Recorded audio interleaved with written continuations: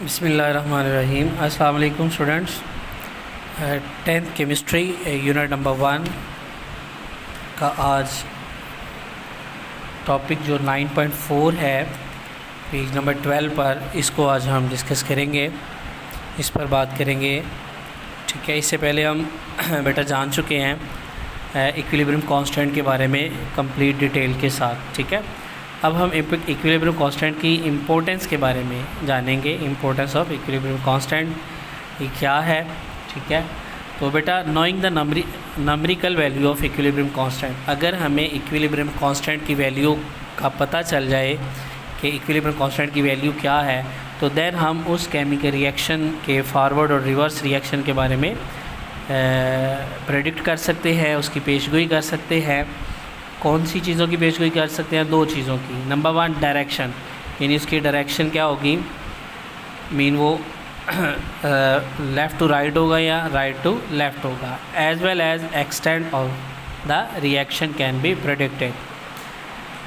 इसे मुख्तसर आपको ऐसे बताया जा सकता है इसके बारे में बेटा कि किसी केमिकल रिएक्शन में इक्विलिब्रियम कांस्टेंट की अददी वैल्यू यानी उसकी मैग्नीट्यूड वैल्यू जानने के बाद हम इस रिएक्शन की सिमत और इसकी हद के बारे में पेशगोई कर सकते हैं। ठीक है, यानी ये किस हद तक जाएगा। ओके, तो इसमें सबसे पहले भी हम बात करेंगे प्रेडिक्टिंग डायरेक्शन ऑफ रिएक्शन। हम उस केमिकल रिएक्शन की डायरेक्शन के बारे में प्रेडिक्शन इसमें जानेंगे।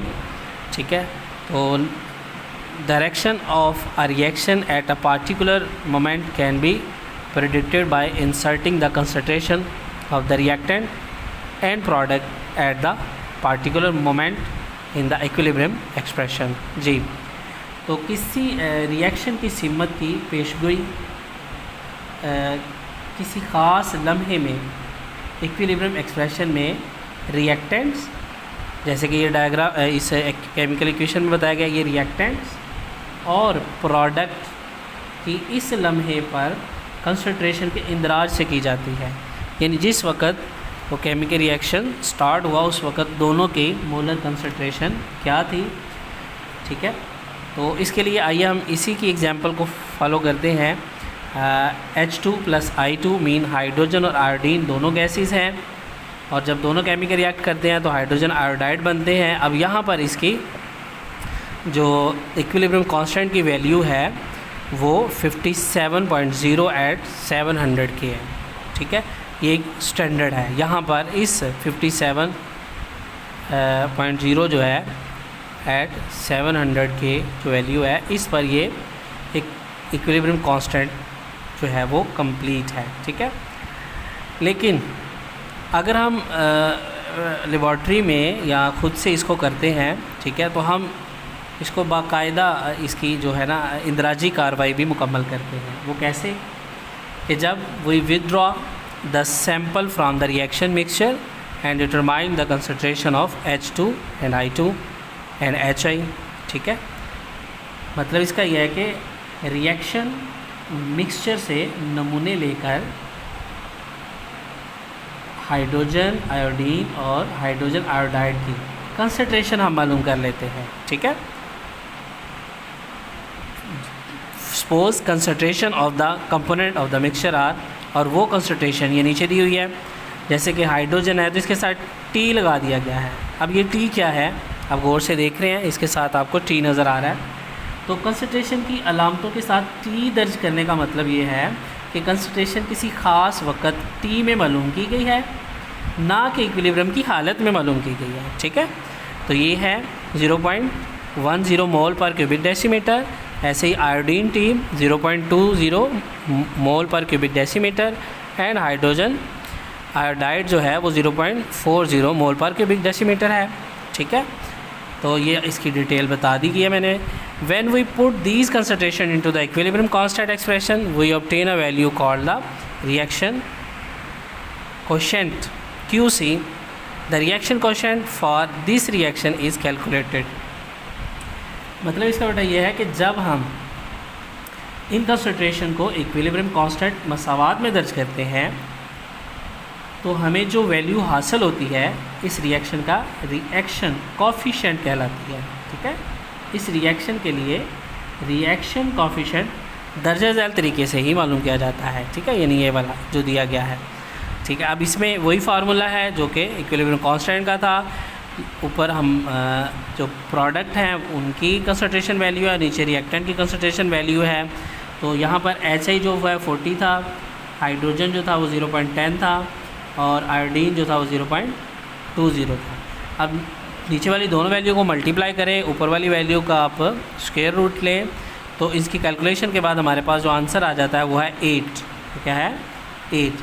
अब ये जो 8 कॉफिशेंट है इज़ लेस दैन 57, ये 57 से कम है। ठीक है, जब ये कम है the reaction is not at equilibrium, तो हम कह सकते हैं कि ये इक्विलिब्रियम की कंडीशन में नहीं है। It require more concentration of product, इसे और ज़्यादा प्रोडक्ट्स चाहिए होती हैं ताकि ये इक्विलिब्रियम कांस्टेंट की कंडीशन में आए। Therefore the reaction will move into the forward reaction. दूसरी हालत में अगर हम इसमें प्रोडक्ट नहीं रखेंगे तो ये इक्विलिब्रियम कांस्टेंट कंडीशन में नहीं आएगा। ठीक है, तो इसे आप कह सकते हैं कि जब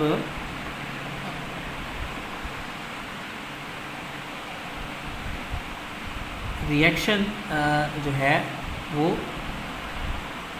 इक्विलिब्रियम की हालत में नहीं है तो फिर वो क्या करेगा, वो आगे की सिमत में बढ़ेगा। ठीक है जी, तो बेटा इसके साथ हम आगे चलते हैं। तो यहाँ हम देखते हैं the reaction coefficient is useful because it predict the direction of the reaction by comparing the value of QC and KC। कि अगर हम QC और KC की वैल्यू में कंपैरिजन करें तो हमें पता चलेगा कि केमिकल रिएक्शन की डायरेक्शन क्या होगी। ठीक है, thus we can make the following generalisation about the direction of the reaction. तो इसके लिए हम नेक्स्ट पेज पर दिए हुए बिगर एंड स्मॉलर के साइन वाली 2-3 वैल्यूज़ हैं, उनसे हम ये अंदाज़ा लगाएंगे कि डायरेक्शन की सिमत क्या होगी। ठीक है, तो सबसे पहले जो फर्स्ट वाली दी हुई है बेटा वो है QC। If QC is greater than QC is smaller than KC then forward reaction direction of reaction is forward. ठीक है ना, फॉरवर्ड डायरेक्शन में होगा वो। लेकिन अगर QC की वैल्यू जो है वो ग्रेटर दैन KC हो तो देन रिवर्स रिएक्शन वाली डायरेक्शन होगी। और इसके साथ अगर QC एंड KC इक्वल होंगे तो then we can say that the equilibrium state achieved.